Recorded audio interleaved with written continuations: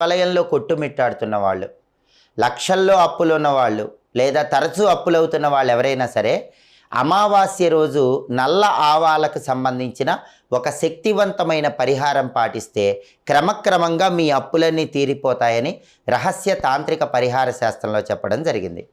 అమావాస్య రోజు మీరేం చేయాలంటే నల్ల ఆవాలు కొన్ని చేతిలో పట్టుకొని మీ ఇంటి పైభాగంలో మేడపైకి వెళ్ళి ఆ నల్ల ఆవాలు చేతిలో పట్టుకొని అప్పులు తీరిపోవాలి అనుకుంటూ ఆ మేడ మొత్తం కూడా 3 సార్లు తిరగండి.